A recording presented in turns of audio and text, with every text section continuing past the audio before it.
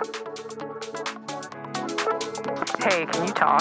Oh my God, I can't right now. What's up? The craziest thing just happened. I don't know what to do. I know what you should do. Call into Southern Gossip. Talk about it with Stu.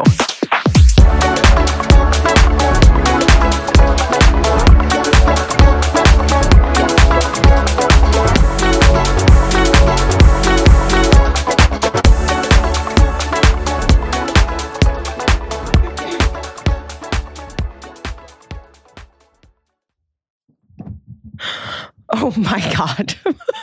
Okay. I need y'all to know this is a take 2 from the top. I just woke up. It's a Saturday morning. And meanwhile, it's 11 o'clock. But I woke up like an hour ago and got on here, started recording the episode. And it was like the second I opened my mouth, I had not warmed up at all. And it was like, so I had to start over. I was like, okay, I kept going and I was like, no, you actually have to stop. Like, this is like the monster under the bed. So now I feel like did a little warm up, had a little coffee. I'm feeling good. It's a Saturday morning. It's like, how can you not feel good? But that voice was like freaking nails on a chalkboard. So I couldn't do that to y'all. Oh my God. Well, speaking of that, let me have a sip of this coffee too. How the hell are you? Welcome back to episode 7 of Southern Gossip. I am your host, Stu. And I know I keep saying this, what is this podcast about? What does it mean to gossip? And I guess what I want, like if I had to give, it's back. No. Oh my God, I will fight this thing off. I swear it's these allergies. Okay. It's quelled. This podcast is supposed to be a place where we gossip in a good way, is, I guess, the quickest way to say it. And it's a place where I want us to be able to, me and then my listeners, I want us to be able to talk about things that are relevant and, sometimes a little bit philosophical. Yes, this is an advice podcast, but it's also not meant to be woo-woo. I certainly don't know. I don't know about a lot of things, but I do know some things from my little bit of life experience I have. But I was thinking about it the other day. I was like, by no means do I want this to ever come across as preachy. And really, this is just supposed to be a place where you can call into the hotline, 413-351-4677 GOSS. And you can just vent or you can share something that's on your mind, a story, something you do need advice about, but just a place to feel seen and heard and maybe you'll laugh a little bit, maybe cry a little bit. We've already had crying, but that's kind of par for the course for me. There will be more crying. Who knows? Maybe even on this episode. But yeah, I did want to vocalize that to the sippers, to my listeners. I don't ever want to come across as like I've got all the answers, because I don't. And neither do you. And neither does anybody in this world, really. But again, gossiping was just meant back in the day to be a way to make sense of things with somebody that you really feel like has your back. And that's who I want to be for you. So just had to get that out there. And I'm so happy that you're back for another episode. If you would, please, please, please share the show with somebody that you know. Maybe somebody that's from the South. Maybe they need a place, because we know there's a lot of people down south that aren't talking. They're keeping a lot of stuff bottled in. So maybe they need to call in. But yeah, share this show with somebody that you know that you think would enjoy it as well, because word of mouth is really how I'm going to get this thing going in an organic way, as they say in the content creation world. So please, comment. Would love to see some more comments. Tell me what kind of advice you love hearing the most. And yeah, I guess with that, we can launch into session 1, which is, it's funny. The word came into my mind, but I was like, okay, that is so nondescript. So what are you going to talk about with this? And I think I have a lot to say. The word time came to mind because it's funny. I'm dressed like I'm going to the pickleball convention. Meanwhile, I'm in my bathroom, like just scream singing Charlie XCX. But I was listening to Brat the other day, re-listening to that album probably for the millionth time. And there's that song where I think about it all the time, I think is the name of it. And it comes at like the very tail end of the album. And the whole song is basically, the whole album is this like rager party kind of, but there's so much nuance to it and so good. But the very end of the album, she's got this song about like, okay, am I going to have a baby someday? Am I going to ever have a family? Like when do I, like now, as she says, like now I finally met somebody that the love of my life that I would feel like I want to do that with. And am I ever going to do it? Like, because my career feels like it's still so small. And what's hilarious is I'm empathizing with that going, okay, I feel like I finally found my path. She's like a mega superstar. Like, but I think that's the brilliance of that album. I relate to it so much. I relate to all of her kind of, not neuroses, because I think she's like one of the most with it artists we have, but just all the different thoughts, I guess, that roll through her mind in tandem with everything else she's trying to accomplish. And growing up in the South, my timeline was made very clear to me, not from my parents, but from society about what the normal timeline would be, which is that, which is that you go to school, you hopefully go to college, you hopefully, there were jokes, of course, about like getting your MRS degree, finding your husband in college. If you don't find him there, find him, get a great job, find him there, find him in that city. And it just seemed like everything was so oriented around like finding the guy. And I remember specifically, I was at this coffee shop called Port City Java, shout out, best coffee. And I was sitting there with a high school friend. We were probably like sophomores in high school. And I remember her telling me so specifically that she was going to go to X school.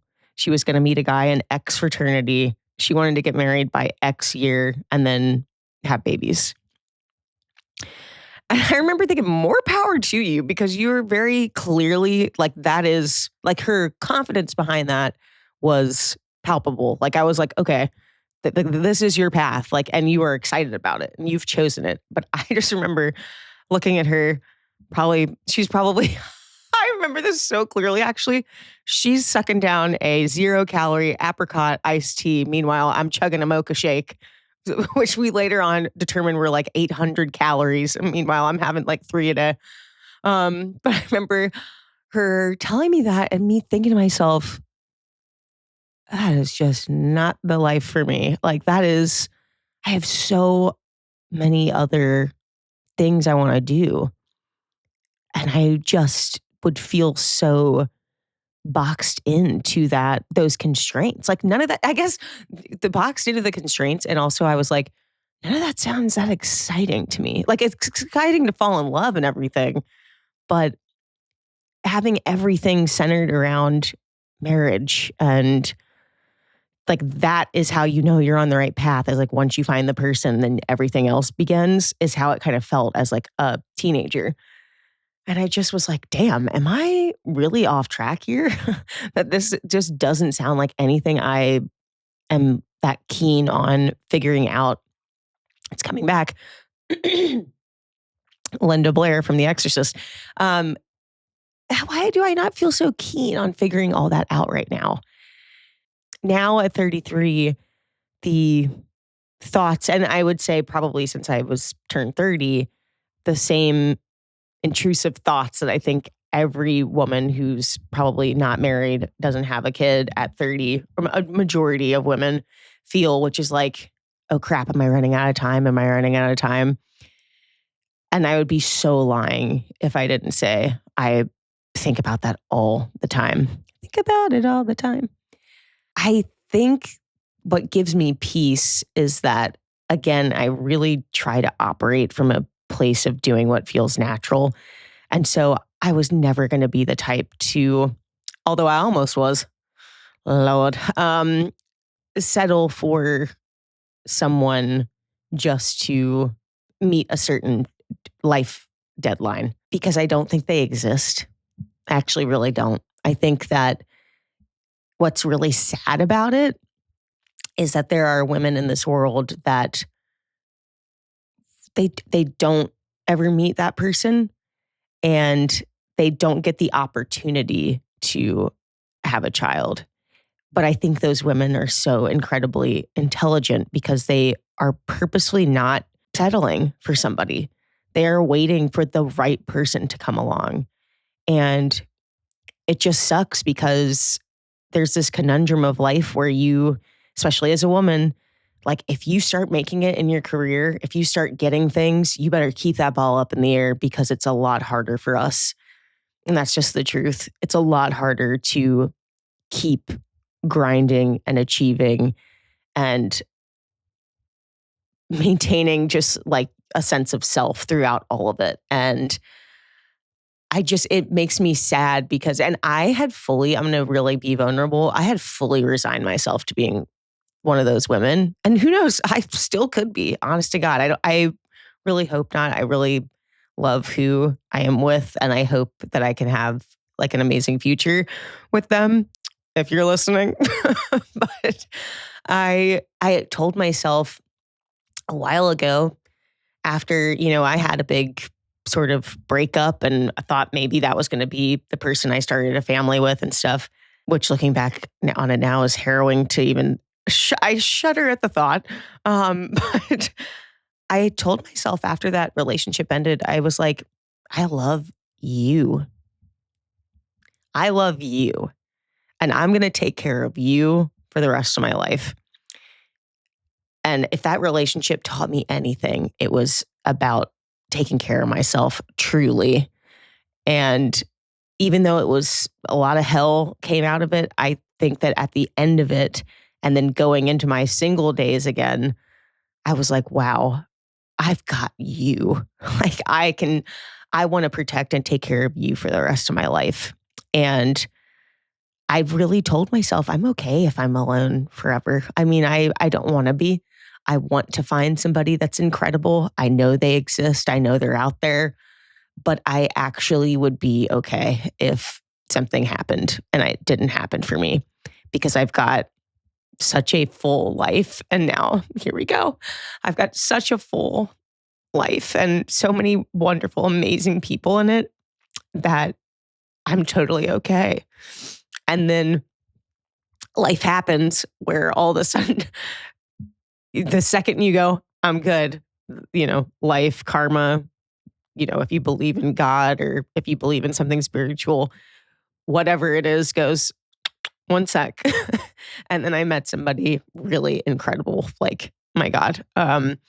So yeah, I just wanted to share that because if you feel like you are on some sort of clock, and especially if I've got Southern listeners, trust me, I see you. I know that feeling where the pressures of people that live in the South, and I'm not saying that doesn't exist everywhere else. I know that exists all over this country where women in their 30s are feeling the pressure to get married, have babies, what have you. But in the South, it's a different bag. Because it's so like it's sort of the fabric of a lot of the culture down there is like looking like a good family, having good values, taking care of each other. And it's all beautiful. It's all wonderful. I come from one of those families and I cherish it.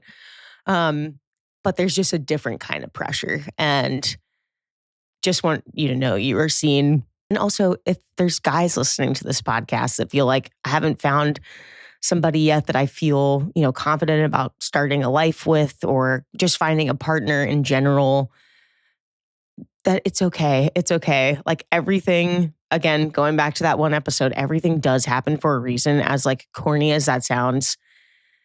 And sometimes I hate saying that because there's a lot of tragic that happens. And it's like, what was the reason behind that?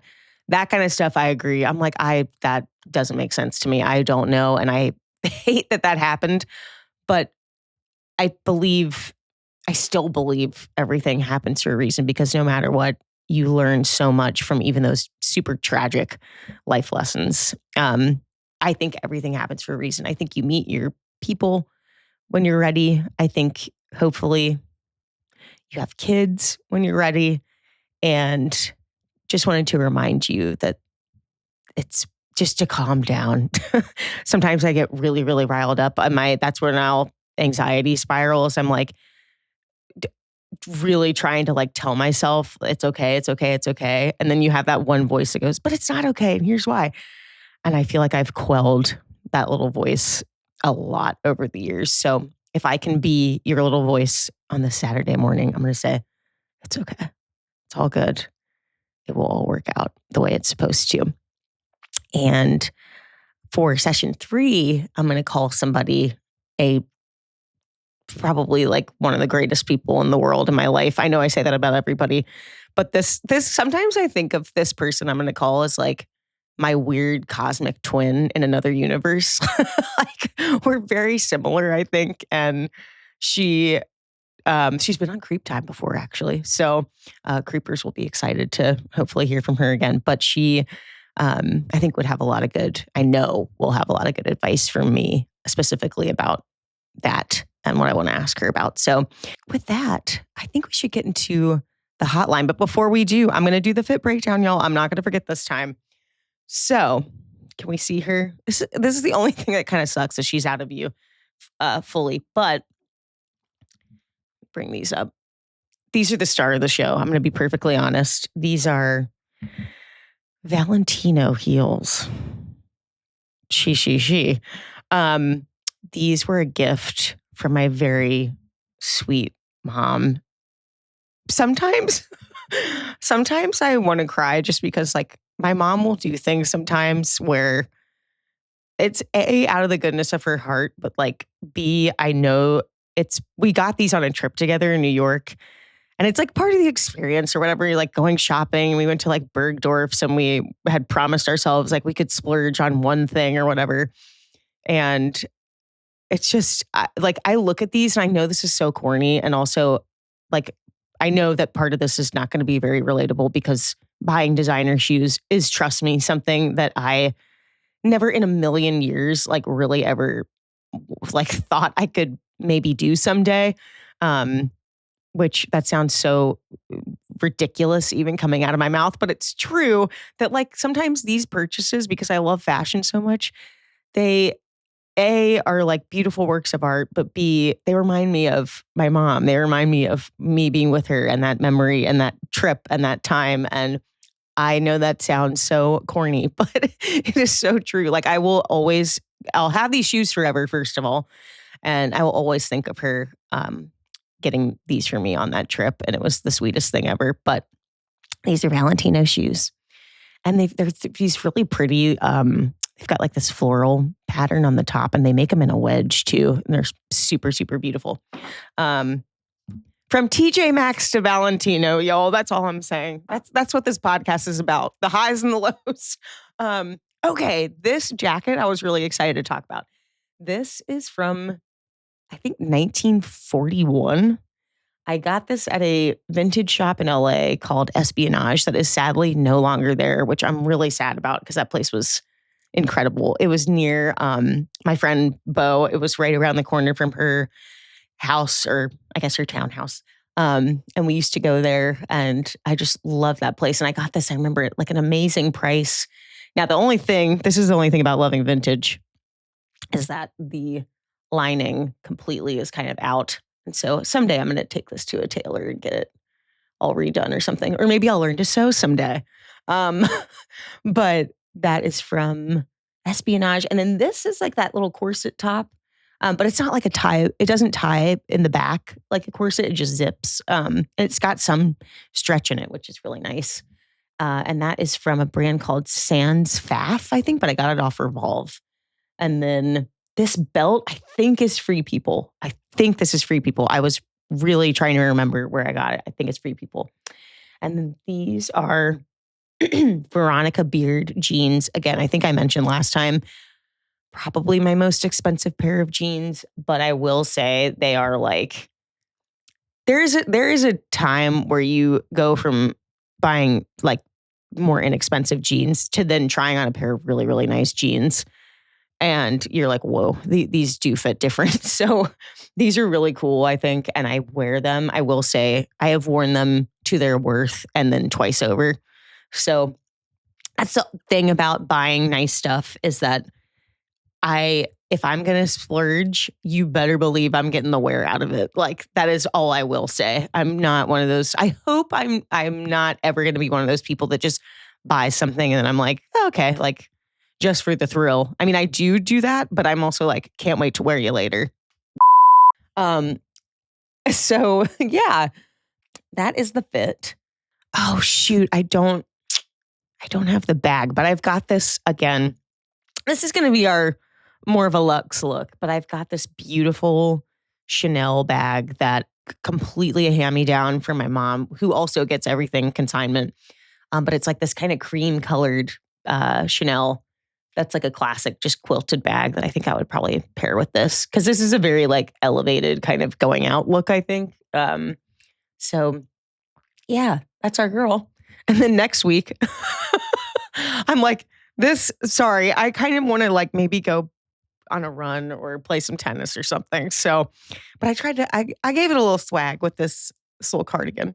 Yeah, but for next week, it'll be kind of hilarious to see what she looks like in this. Okay, I think we should go into the hotline now. Hi, Sue. My name's Clara, longtime creeper here. I actually grew up in North Carolina, in Asheville. Oh my God. I live in Montreal, Canada.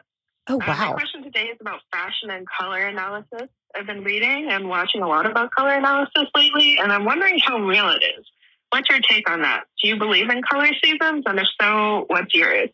Do you think it's more important to dress in colors that flatter you or in colors that you like? That's it for me. Thanks. Oh my God, Clara, you were just like so quick and to the point. I love it. First of all, so cool that you're from North Carolina too. That's got to be well, I wonder how, I've never been to Montreal, but I wonder, growing up in Asheville, I wonder how you made it to Montreal. You got to let me know. That's really cool. Color analysis. Okay.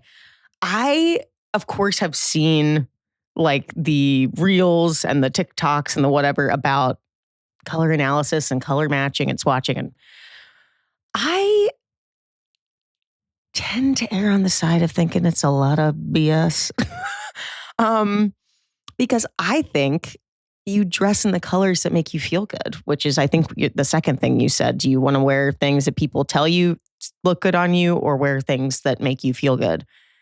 I think making you feel good, because I think that, you know, the saying that's like the dress wore her, or like the dress didn't wear her, she wore it, meaning, you know, that dress was a whole lot of dress, but she pulled it off, basically. Like she was the one to wear that dress. The dress didn't wear her.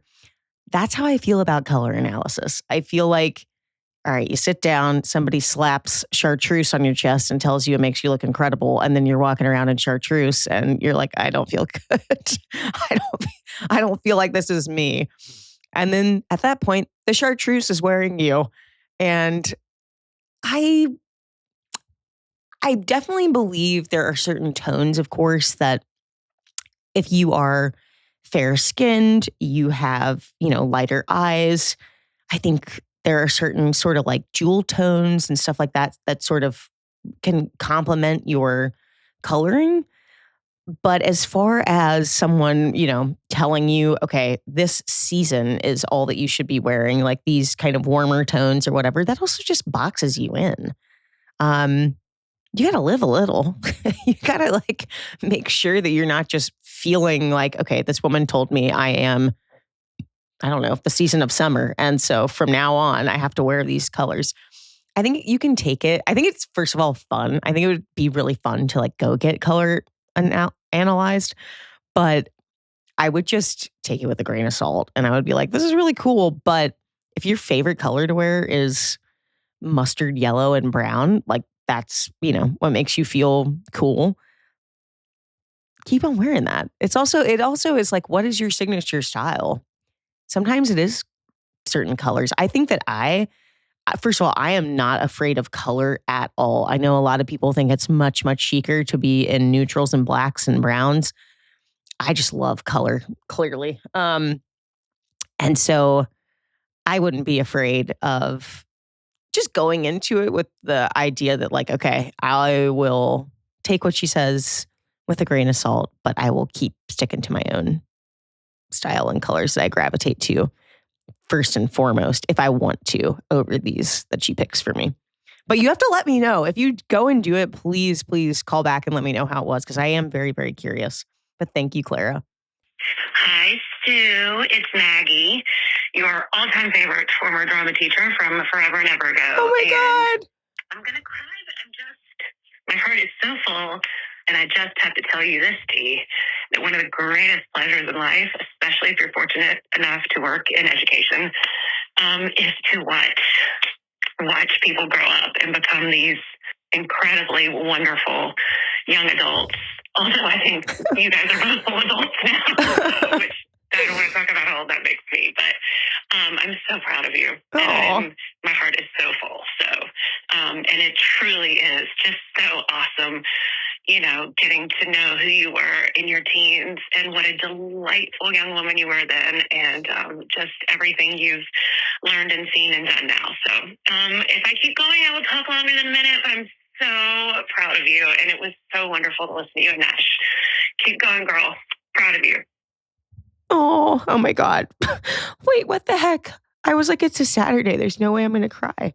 Talk about growing up in the South and having those certain timelines on you. She was my rock. I mean, this was, just to tell the zippers, my high school drama teacher. It always starts with the high school drama teacher. That's where it all begins, all the good stuff.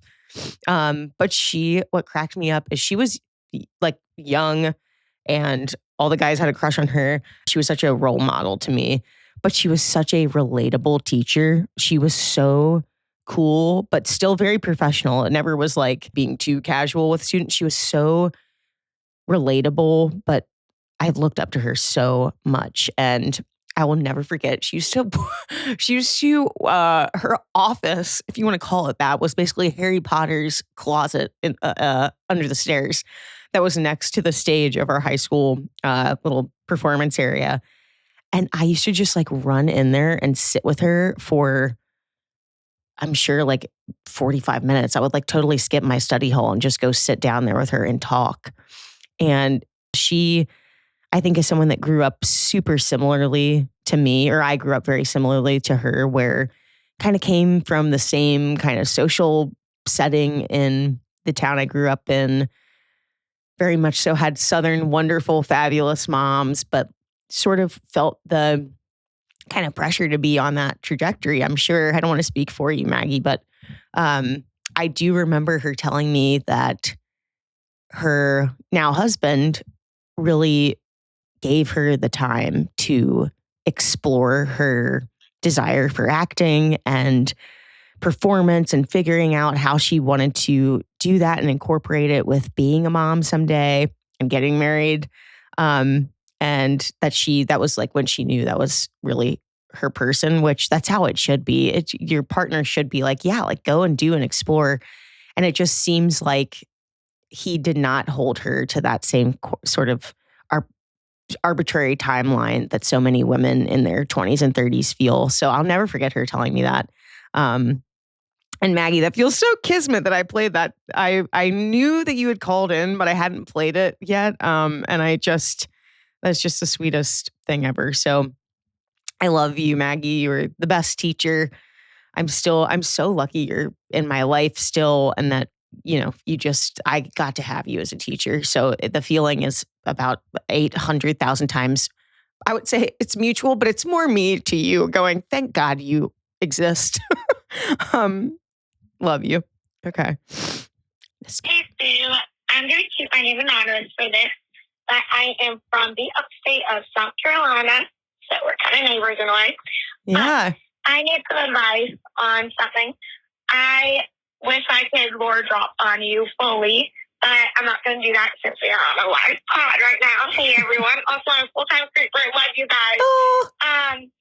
Therapy has been something that a lot of people have recommended for me.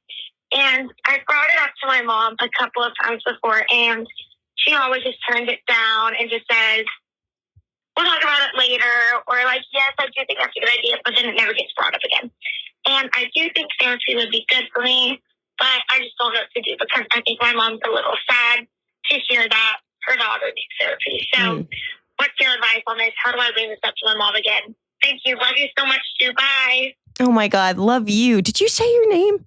Okay. Keep your name anonymous. Okay.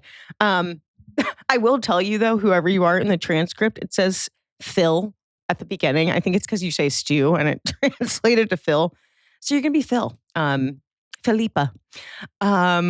Okay. Therapy. Also being from the South, all of this tracks. I think if you can frame to your mom that therapy, is something that in this day and age, everybody's going to therapy.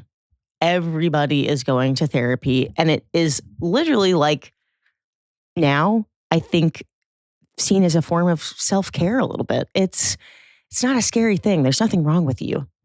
Therapy, there are plenty of people that are moving and grooving and successful as hell in life that probably have everything together and they still go to therapy all the time. And like, I know for a fact I don't know if you listen to Giggly Squad at all, but they're one of my favorite podcasts, but Paige DeSorbo on that goes just regularly. And there will be times where she gets to her therapy session and she's like, I don't have anything to share really. But I just go because I always can uncover something. I can always share something, even if it's just light. It doesn't have to be, that deep and dark. But therapy is really a way for you to just unlock and make sense of life a little bit more. Unlock little keys to why you do certain things in life. Help you make sense of yourself because it's very hard to self-therapize. We all do it. We all try to do it in our own heads constantly. But it's so much nicer to just have a sounding board to do that with rather than try to do it by yourself. And maybe if you can just frame it to your mom in that way, that it's not some deep and dark and like, first of all, it's not a flaw at all that you want to try and go to therapy. So I think you need to say, Mom, if there's nothing wrong with me, this is not a character flaw that I would like to go. The way that it's been described to me is that it's a way for, instead of me being all internally in my head, I have somebody I can talk about that with. And she's probably going to say, well, you can talk about it with me. But the beauty of therapy is that you don't have someone with preconceived notions about who you are and where you should be and where you're going. It's somebody that is kind of a third party that's just supposed to help you figure it out, but not completely, not direct you, if that makes sense. And sometimes, God love our parents, especially in the South, but they can direct us and they have such strong opinions because they just want to, your mom just wants to see you succeed. She just wants to see you do the very best you can. And that's great. But that's a lot of pressure. And so I think just trying to frame it in a way to your mom, like, it's a good thing. It's not a bad thing. It's not a scary thing. It's just a place where I'm going to have somebody be able to help me make sense of my thoughts.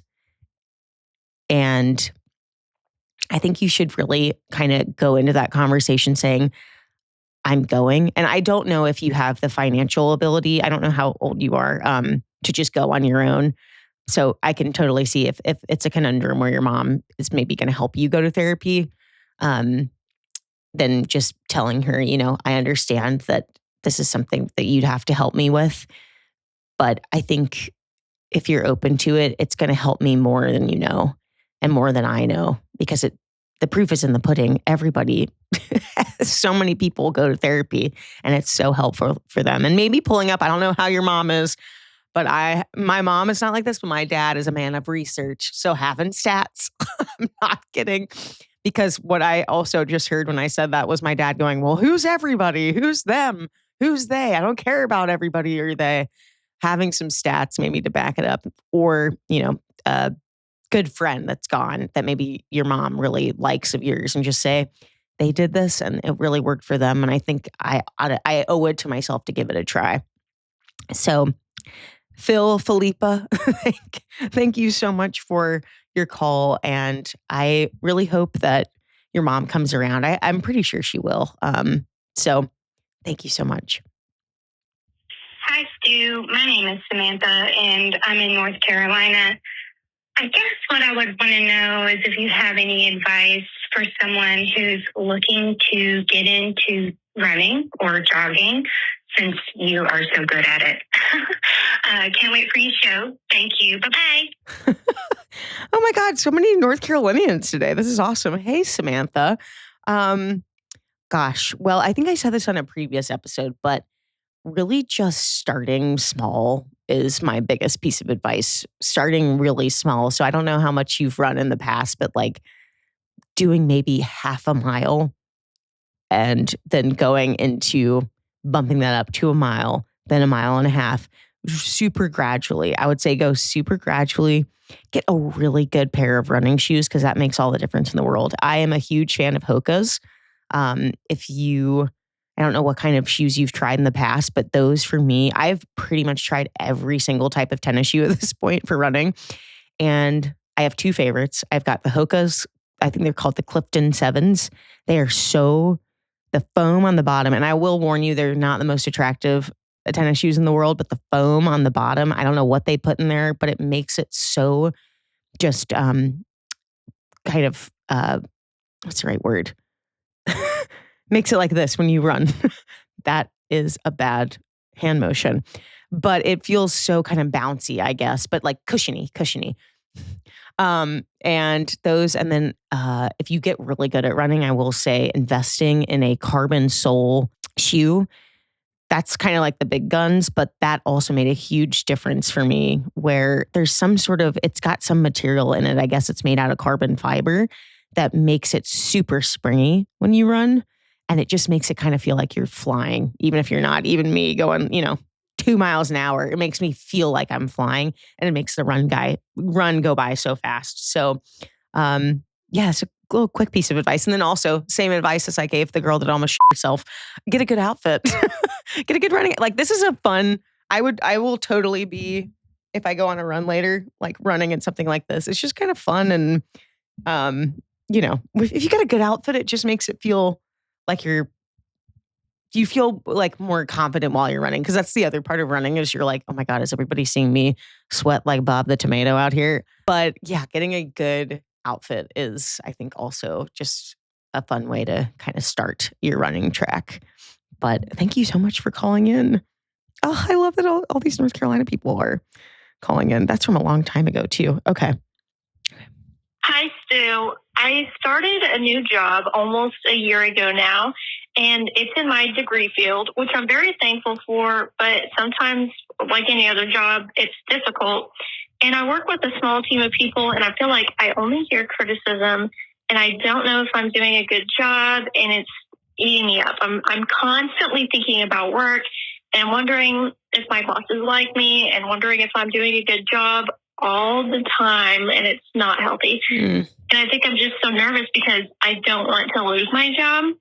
And it seems like this position has been a revolving door. And if they don't like the person holding the position, they'll just fire them. And I'm considering even going to therapy to talk to somebody about it, which I've never done before. And I'm just wondering if that would make things worse, or if I should just try harder not to think about work all the time. Let me know what you think. I could talk about this forever. First of all, thank you so much for calling in with that question. I think it is such a tell that this is a revolving door position. So just know it's probably not you. Either it's a position that's poorly designed, or whoever your manager is probably isn't great at taking care of whoever is in that position and getting them onboarded and up to speed well. I think therapy, talking to somebody about it could be great, but ultimately, this is just my gut feeling, is it sounds like it is a little bit more about them. And what that might be is that they are the type of company where they let their employees sort of suffer in silence. Because there's a lot of companies like that out there where it's like, okay, we gave you 2 seconds of onboarding training and then now you have to figure it all out on your own. That's really, really hard. Actually, I was watching Devil Wears Prada last night because I'm so excited for the second movie. And it's sort of like the Miranda Priestley, Andy Sachs effect, where it's like, there was no onboarding, there was no training. And it's like, hey, you're just expected to know everything. And there's so many companies like that because the people at the top just completely aren't even aware of the need to have better training. So I think what you can do is just be as proactive as possible, showing up for things that are even outside of your wheelhouse, asking questions about things that are outside of your direct job description. I mean, of course, make sure that you are focusing first and foremost on what's being asked of you in your job, but showing an interest in the company as a whole, showing interest in, how do I get to that next pillar of this position? And it sounds like, and it sucks because when you're in a really good job, having a really, really good mentor, they know that your success only reflects well on them. It makes them look better. So if you have a crappy manager, then that's their fault because they're only screwing themselves over because they're not utilizing you to your fullest capability. But it also means they're probably not checking in on you enough. And so in that way, I think if you can just be as vocal as possible, that's really going to help you. When it comes to careers, it's better to not just stay to prove to yourself that you can do it or that you feel such a pressure because you got this job, you've got to make it work. I don't think job hopping is a good thing, but I believe that not staying in something that feels like crap is also a good thing. So if this job turns out to be crappy and it's not what you really wanted and you feel like you're just like a cog in the machine, start looking at other things because companies, this is one of the best pieces of advice I ever got from an amazing mentor of mine. He could tell how much I was just in love with my job and work and everything and me go, go, go, go, go. And he sat me down and he was like, Stu, I know you love working here and I know you want to do your very best, but I want to remind you of something. Do not overextend yourself because the company is not your friend. And he said that and I was like, oh my God. Like that shook me. And I've always thought about him in the back of my mind going, the company is not your friend. The company is not your friend because ultimately you cannot treat a job or a company like they're going to take care of you, really. They're there to do their thing. The people there should be taking care of you. But ultimately, if it's not feeding the business, if it's not feeding the income for that business, they will get rid of you. So just knowing that in the back of your mind should keep you well aware of not overextending yourself, not putting yourself through hell just to make this job work, And I think if you're going, should I go to therapy? Yes, I think you should if you want to stick around there, but also that's a lot. Now you're paying to go see a therapist about a job that's creating a lot of, agony for you, or maybe that's too strong a word, but like some anguish. I think at that point, don't invest your money in therapy, invest your money in maybe a nice outfit for another job interview you're going to have or something that's going to make you feel prepared for the next gig. Now, at the same time, just keep, like I said, putting yourself out there, showing that you care and speaking up because I think that this sounds like the type of company that they're kind of waiting for, especially in this position. They're waiting for that person because clearly they don't have enough time to really nurture and care for the people that have been in that position before. So I hope that was helpful. I know that was like 3 different things, but company is not your friend. Don't suffer in silence. Maybe think about using that therapy money somewhere else. But thank you so much for that call. I think a lot of people probably will see you and recognize what you're going through. Okay, I think we have time for one more. I wish we could do more. Okay. Hey, Stu. My name is Jana. I live in Colorado now, but I'm from Mississippi, so I've been, sipping on that scissor for a while. Howdy toddy. Or actually, I don't know what you are. I think my question is, how are you dealing with the state of the world and remaining in a positive, creative mindset? That's something I've really been struggling with lately. Yeah, I guess I can see from your show that I find it inspiring that you still do things. Oh. And so in that I can find an answer. But yeah, I'm just curious what your thoughts are on that. Thanks. Bye. Jana, bye. I said hotty toddy, and then I know in the deep south, in that delta, I should not be assuming that you come from an Ole Miss family that y'all even care about any of that. So I apologize. Oh, I love your accent. Oh my God, I love a really deep Mississippi, Alabama, Southern accent. It's a great accent. I just literally want to sit on a porch with you and sip on the scissor. Okay. How do I remain positive? Yeah, it's hard. It's hard, especially living in Washington, D.C. Can I tell you? It's weird because I feel like I live over in, I can hear Silas in the back of my mind going, don't share that. Don't share that. I live over here in Georgetown, which is just it's like a little oasis. I mean, it's beautiful.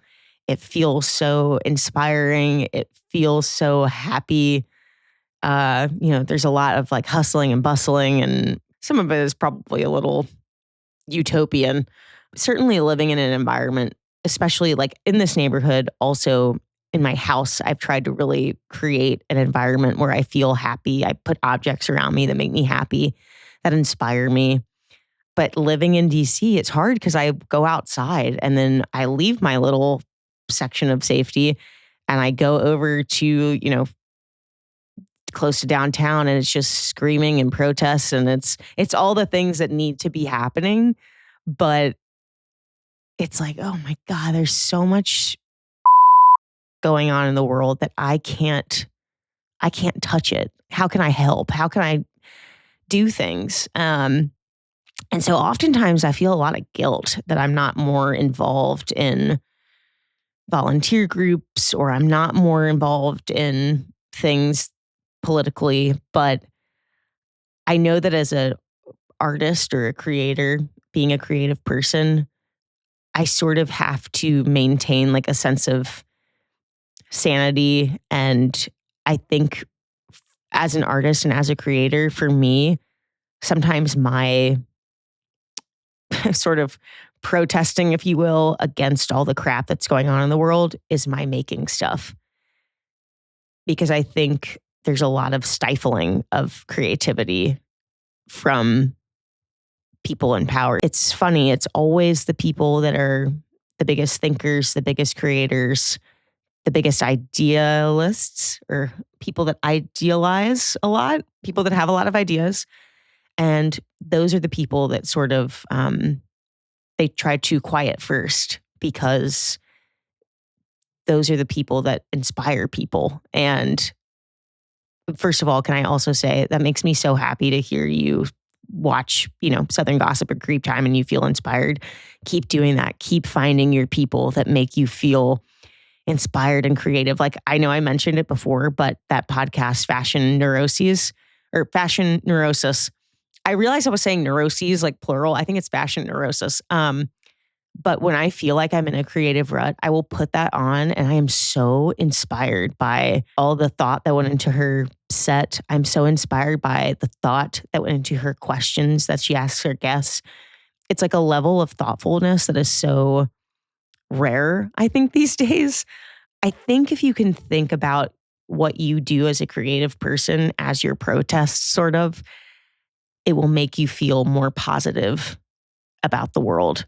Because even though it's not we are able to enact crazy change. Like, you and I are not going and running up to Capitol Hill and creating bills. And I don't want to be there, first of all. But our creativity is our protest. You've got enough people doing enough creative stuff, saying enough that it creates power in numbers.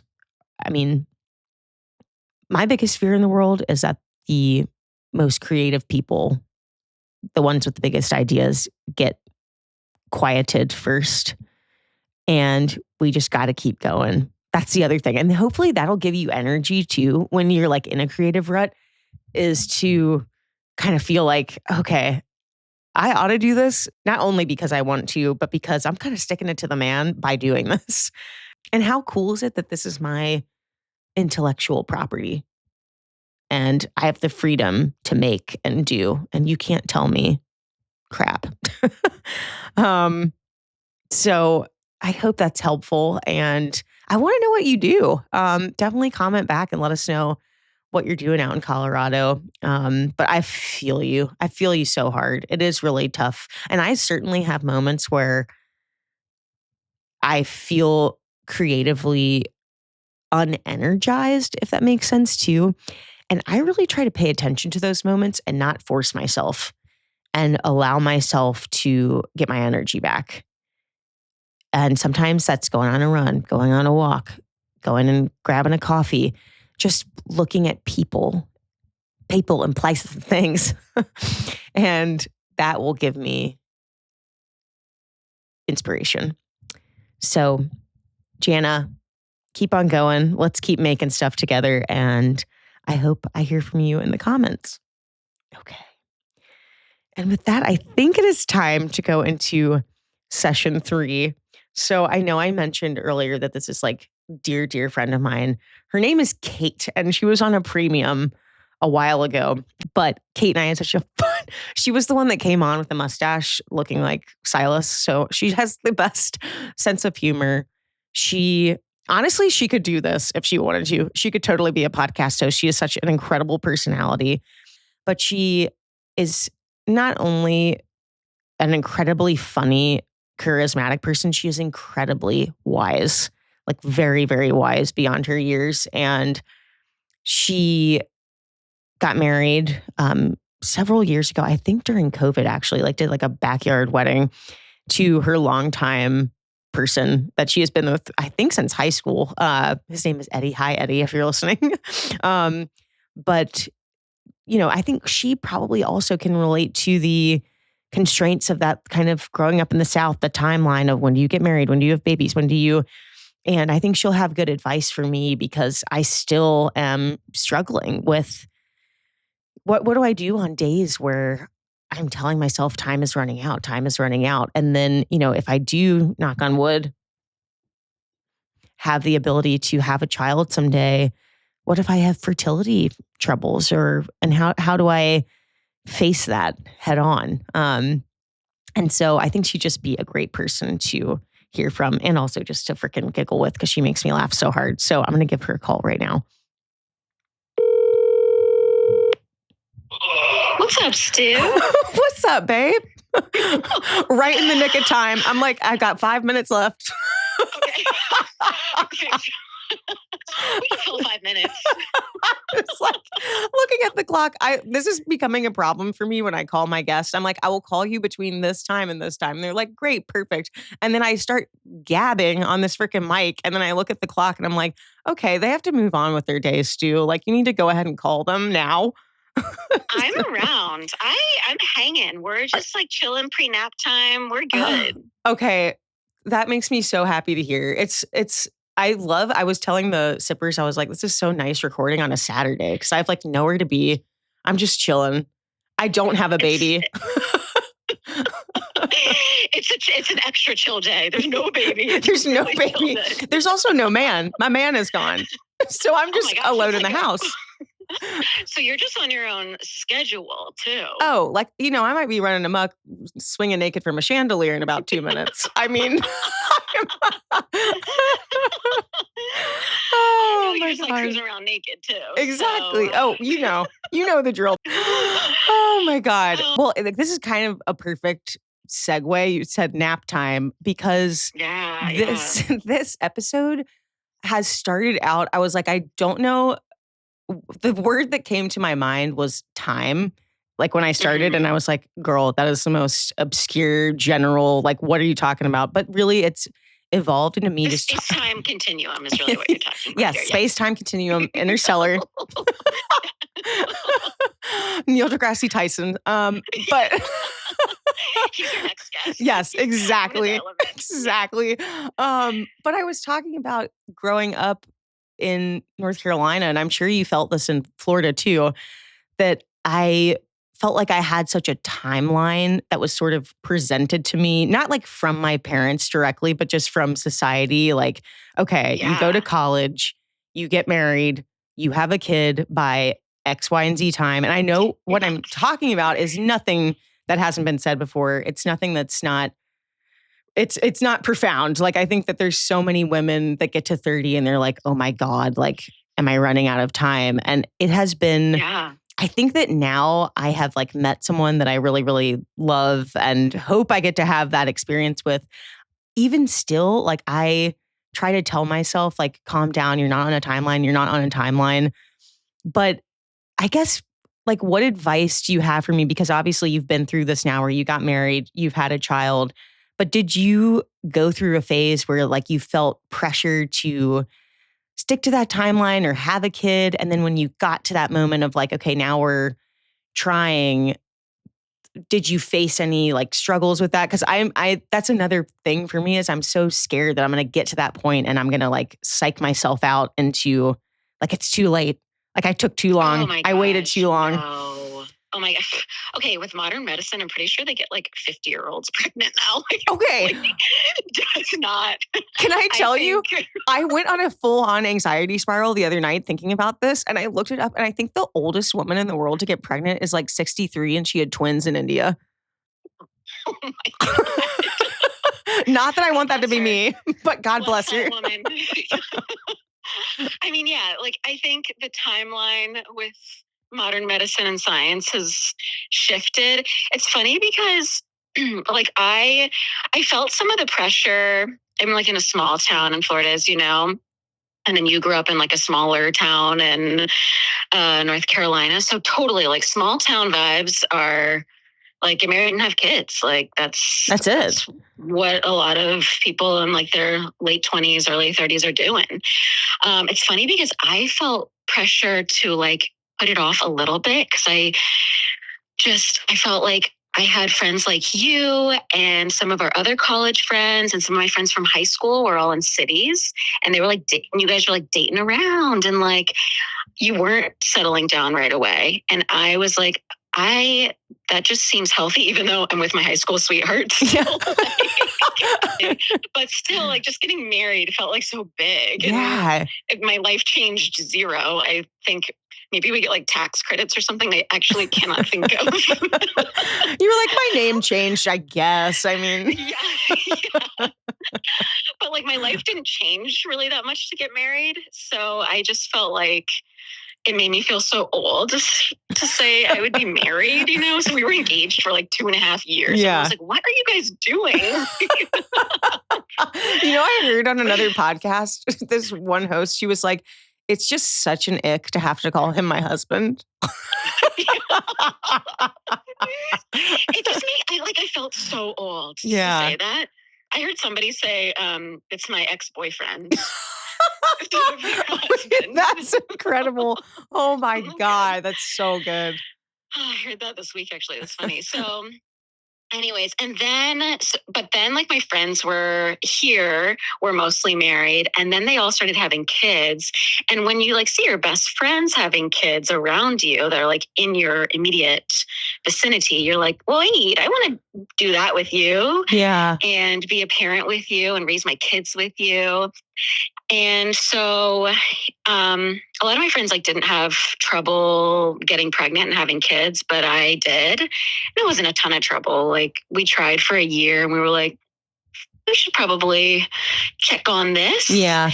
And went to a fertility doctor, and it, like 4 rounds of stuff, basically, like fertility treatment, but 4 rounds, and we got my little perfect boy. Yeah.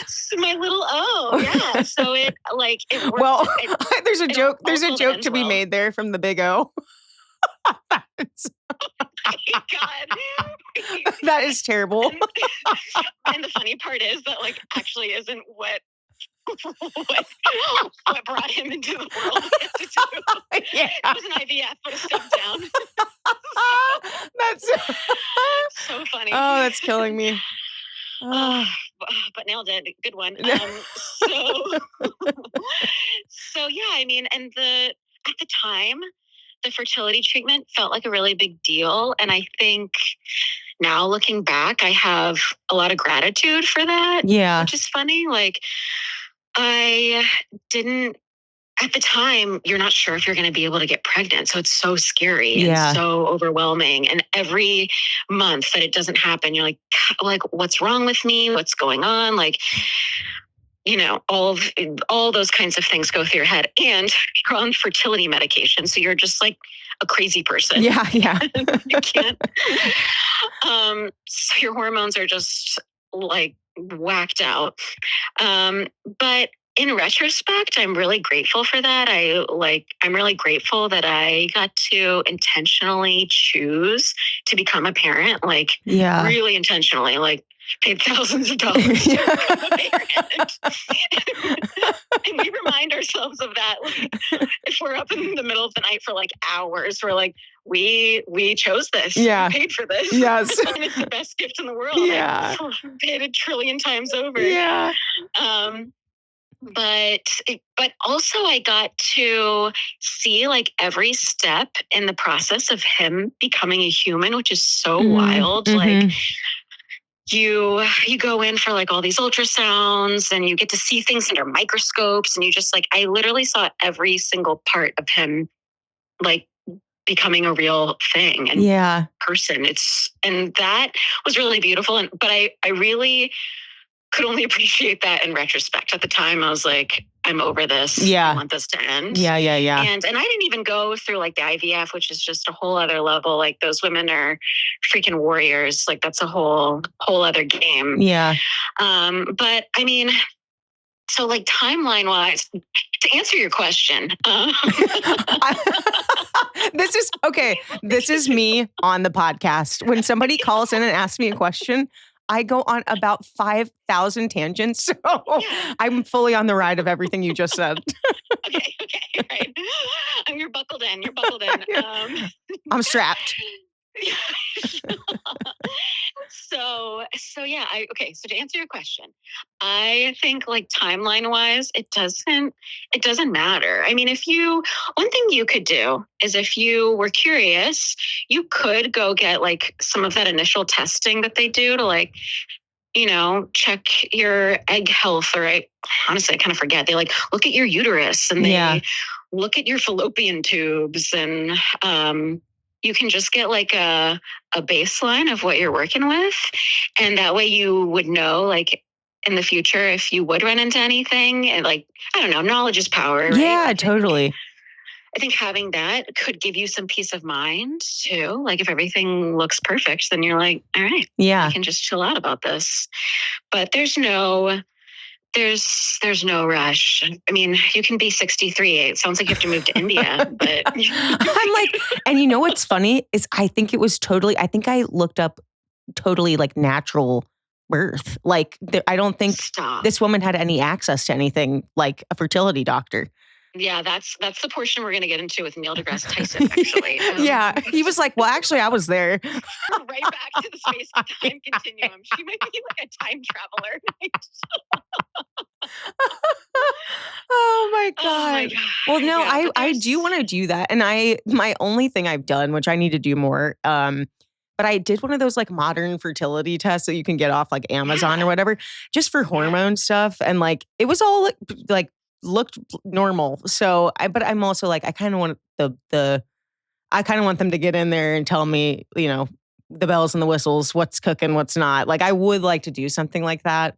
But I think that like one of the most valuable things you said right at the top was, and I know you were talking about your marriage, but like all the pressure. And then you get to the thing and it's like, oh, nothing's really changed. Like, I'm still me.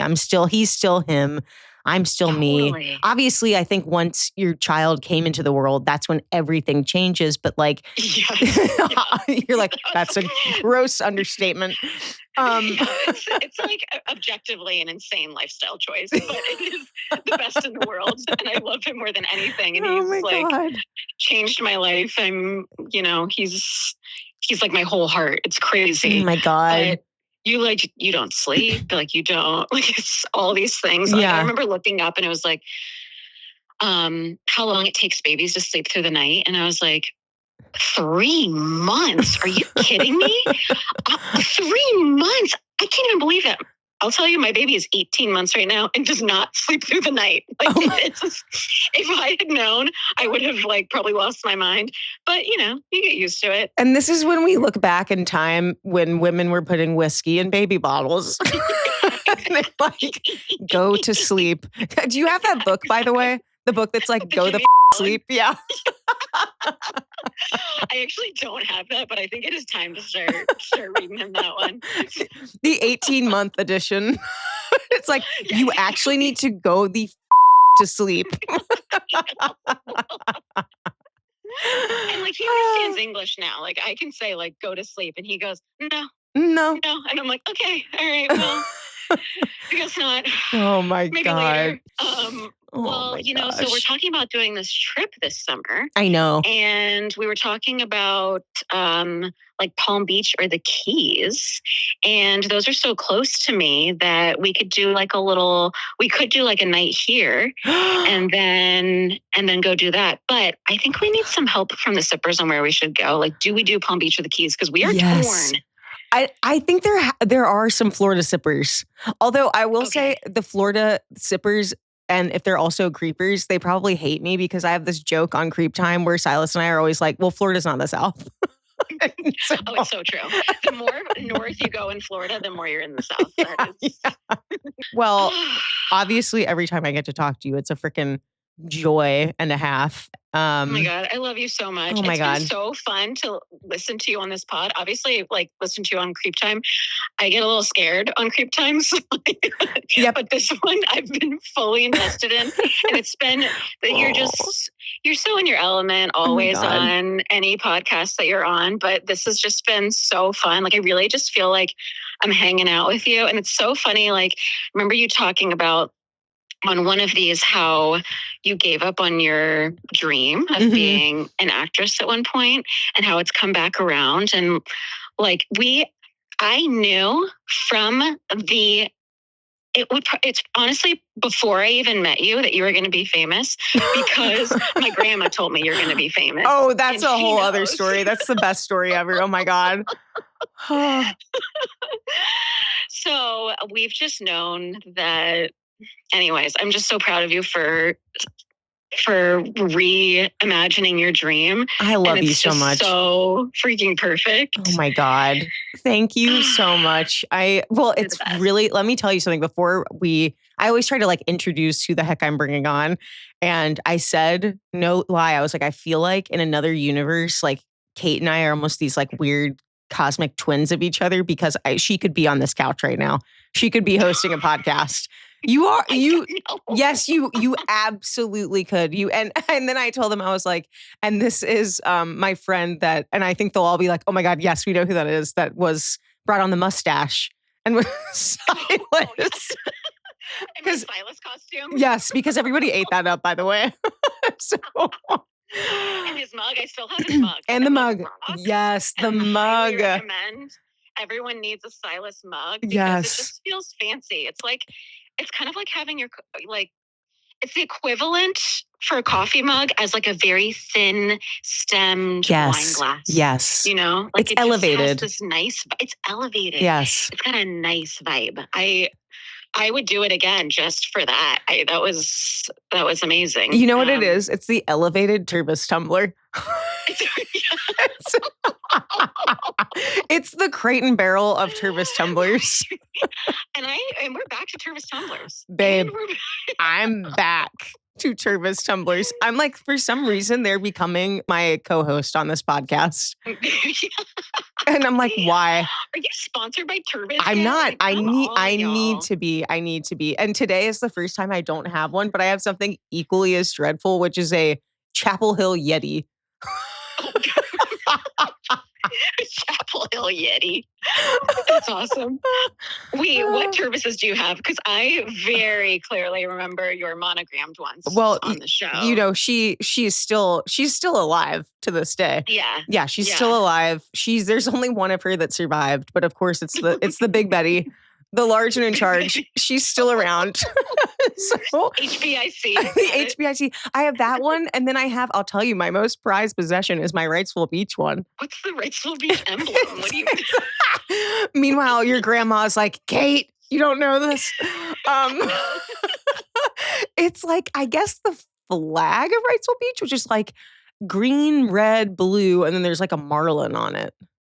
I cannot picture that at all. Well, okay. Has that been on the pod? It has.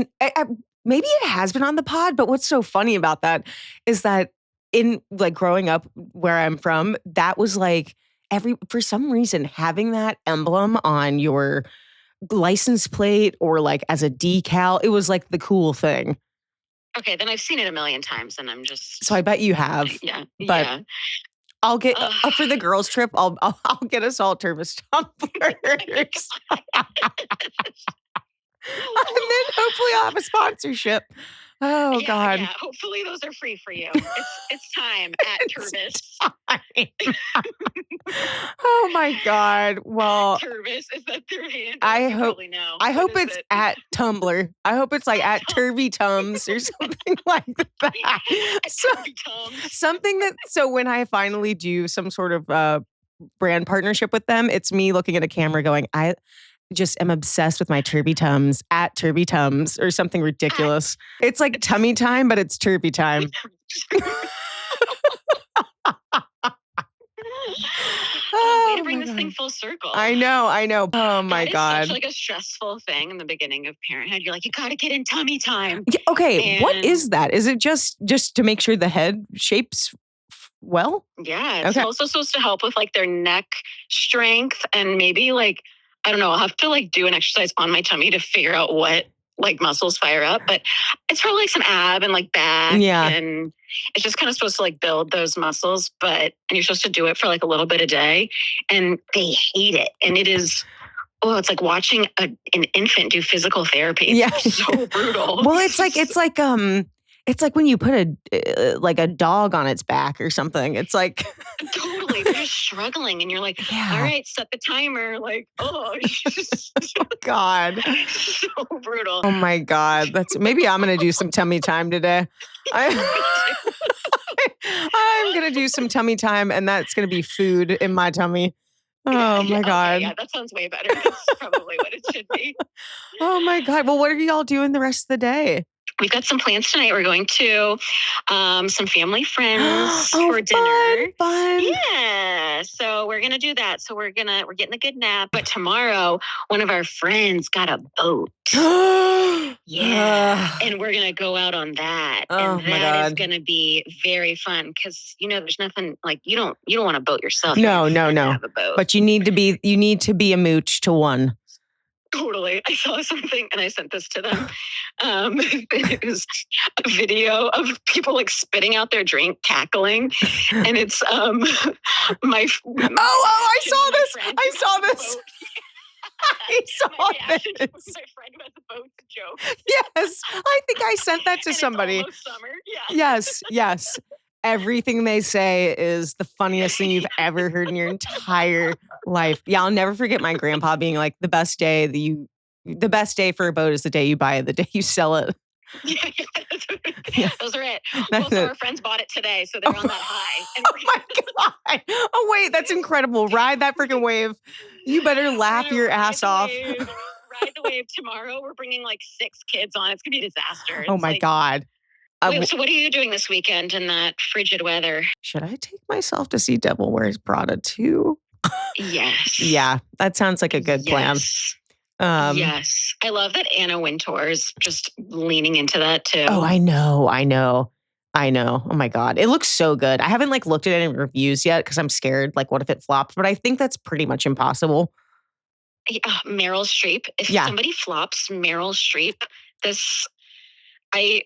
society as we know it will be crumbling. Oh, totally. There's just no, that's impossible. It is impossible. Then we have to get Neil deGrasse Tyson back on the phone because we'll be like in some alternate universe that's not correct. We're going to need his help getting back on the real timeline. We're in a full dystopia. Oh my God. If Devil Wears Prada 2 flops, we are in dystopia. Yeah, then we're in dystopia. Then I know it's funny because and I promise I'll let you go, but one of the sippers called in and she was like, the last call I did, she was like, how do you stay creative when the world feels like it's going to hell in a handbasket? And I was like, girl, I feel you. And I think maybe I could have just been way more succinct in saying, go see The Devil Wears Prada 2. Correct. Go see that. Yes. Anyways. Well, what do they say in the South? They're like, well, I'm going to let you go. I'm going to let you go. No, I'm not. I'm trying to let you get off the phone because I've kept you 30 minutes past what I said I was. So I think I just designed this podcast to just cackle with old friends. I know you're going to have to like go back in and edit this to like tone down our cackles. That's going to be there's actually no help. There's no help saving that. Do you know there's actually a feature that sippers and creepers will love this? There's a feature on our editing software called noise suppression, and it literally doesn't work on my cackles. It just amplifies them. It literally is like, cannot compute. We cannot suppress this. So trust me, I've tried. But I love you. Speaking of, give the little O a huge hug for me. Now I'm never going to forget that. The little O and the big O. Give him a huge hug for me and give Eddie a huge hug. And I miss you. And I cannot wait to see you soon. Oh my God. I will. I love you so much. Love you the most. Thank you so much for calling. Thank you. I can't believe you had anything to ask my advice on. Of course. And thank you for quelling just even hearing your voice, honestly, makes me feel calmer about it because I was also saying, I was like, you were so wise beyond your years that it's like, oh my God. Just even hearing what you're going to say, I'm like, it's going to be fine. It's going to be okay. It's going to be good. It's like totally going to be okay. And the timing in which it happens is going to be the perfect timing because if you do have a child and once you meet that child, you're going to be like, oh my God, of course it had to be this exact moment in time or it wouldn't have been you. Yes. It would have been somebody else. And I just can't even imagine that. Yeah. And so that like the timing will be perfect because I like truly believe the soul you're meant to parent comes to you. And some parents are like, girlfriend, you have an 18-month-old. Just wait till that. Wait till that soul turns into the soul of the devil. And it's wearing Prada. Yeah. But I believe that. And so all the timing in which it happens is perfect. Yes. Yeah. So there's no rush. That's so true. Ugh, I feel so much better about it. Oh my God. Well, I cannot wait to meet him. That's going to be one of the greatest joys of my life. I know. We'll make that part of the trip. Yes. Okay. I love you so much. I'll let you go. I'll let you go, baby. Okay. I know. I love you so much. I love you. Okay. Talk soon. Bye. Bye. Oh my God. Longest call in history on Southern Gossip, and I would not have it any other way. Wow. Okay. See, that's somebody that, like, when I thought about the format of the show, like, that's what I want to give to you. I want to be the Kate. Okay. How do I say this? How Kate just was for me, I want to be to you. Kate, I love you so much. Like, you just instantly give me a boost every time I talk to you. And I feel like I'm ready to like take on my day. Like I'm ready to just let that anxiety kind of go away and just tell myself I've got this. And I think what she said at the end is so poignant that like you will meet that soul when you are supposed to. It'll be perfect because it was at that time and there's no other way. And I think that can be applied to so many things in life, things you're creating or jobs you're taking. It all works out the way it is supposed to. Everything happens for a reason again. And just to let things unfold in the most natural way possible. So with that, I think I'm just going to say, I hope you all have a great rest of your week. I know this is the weekend for me, but when you hear this, it'll be a Wednesday. I hope you have a fabulous Thursday, Friday, Saturday of your own next week, Sunday. And I cannot wait to see you for the next episode of Southern Gossip. But until then, keep on sipping. Bye, y'all.